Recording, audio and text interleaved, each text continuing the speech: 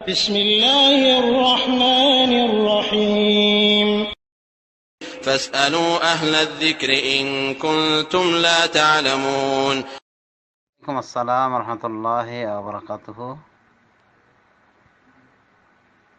হ্যাঁ দিনী বোন মোর্শেদা মনি, আপনার প্রশ্নটা শুনলাম। আপনি বলেছেন, এক বোন বলেছেন যে তিনি প্রতি তাহাজ্জুদ নামাজের পরে 100 বার রব্বে হাবলি মিনাস সালিহিন পড়তেন এবং তার এ আমলের ফলে তিনি সন্তান লাভ করেছিলেন। এবার আমার প্রশ্ন, এমন কোন আমল কি কোন সহিহ হাদিসে আছে? না, তো এমন কোন আমল সহিহ আছে নাই, তবে তিনি এই আমলটি করেছেন, তার এটা ব্যক্তিগত ব্যাপার। তো দোয়াটি কোরআনিক, কিন্তু এইভাবে তাহাজ্জুদের পরে 100 বার করে পড়তে হবে, এই নিয়মটা বলা যেতে পারে বিদআতি সিস্টেম। সুতরাং এভাবে নিয়ম তরিকা ধার্য করে পড়া এবং নিয়মিত পড়া, এটা বলা যেতে পারে আপত্তিকর আমল। তবে উনি সন্তান পেয়েছেন, তো আল্লাহর ইচ্ছায় সন্তান হয়েছে, কিন্তু এর অর্থ এ নয় যে উনি এভাবে বিদআত চর্চা করে সন্তান পেয়েছেন। আমরা বলবো যে আল্লাহর ইচ্ছা হয়েছে, সন্তান তিনি দিয়েছেন,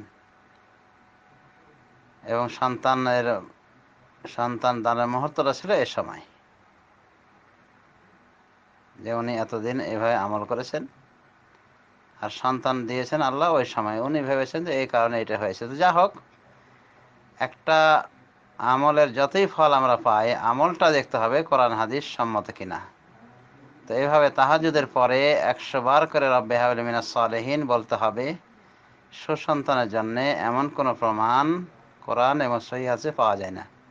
সম্ভবত নেয়ামুল কোরআনে এই জাতীয় আজে বাজে কথাবার্তা আছে, ওখান থেকে এই বোন হয়তো আমল করার চেষ্টা করেছেন।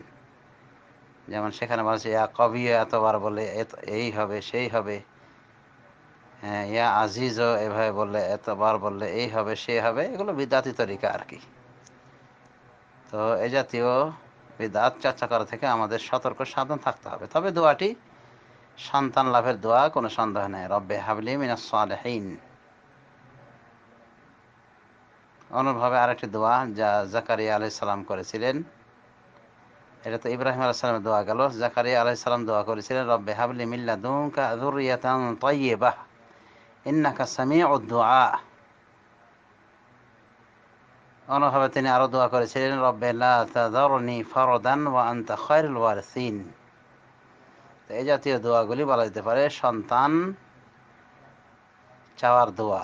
আল্লাহর নিকটে এই জাতীয় দোয়া করলে সমূহ সহমান রয়েছে যে আল্লাহ রাব্বুল আমিন দোয়াকারীকে খালি হাতে ফেরত দেবেন না।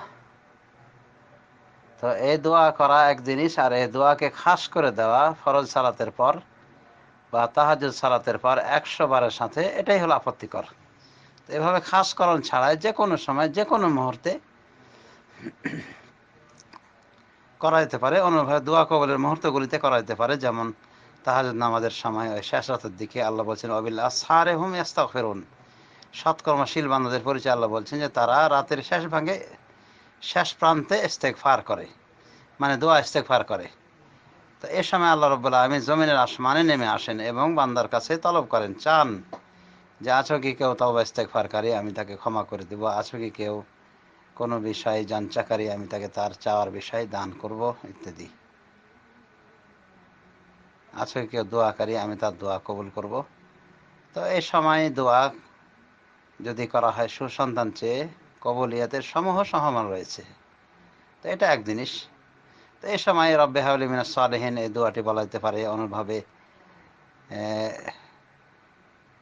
রব্বে লা তাযারনি ফারদান ওয়া আনতা খায়রুল ওয়ারিসিন বলা যেতে পারে। অনুরূপভাবে রব্বানা হাব লানা মিন আজওয়াজিনা ওয়া যুররিয়াতিনা কুররাতা আয়ুন ওয়াজআলনা লিল মুত্তাকিনা ইমামা, এটাও করা যেতে পারে। অনুরূপভাবে রব্বে হাবলি মিন লাদুনকা যুররিয়াতান তাইয়্যিবাহ ইন্নাকা সামিউদ দুআ, এটাও করা যেতে পারে। অনুরূপভাবে নিজের ভাষাতেও আকুতি মিনতি করে আল্লাহর কাছে সন্তান চাওয়া যেতে পারে, অসুবিধা নেই ইনশাআল্লাহ। কোনোভাবে আজান একামতের মাঝের দোয়া প্রত্যাখ্যাত হয় না, অতএব এ সময় তো দোয়া করা যেতে পারে। অনুভাবে জুমার দিবসে একটি সময় রয়েছে যে সময় দোয়া করলে আল্লাহ রাব্বুল আলামিন দোয়া প্রত্যাখ্যান করেন না। এই সময়টি সুনান গ্রন্থের হাদিস অনুযায়ী জানা যায় যে আসরের পর থেকে নিয়ে মাগরিব পর্যন্ত যে কোনো একটি মুহূর্ত। এই জাতীয় ভালো ভালো মুহূর্ত খুঁজে দোয়া করা যেতে পারে।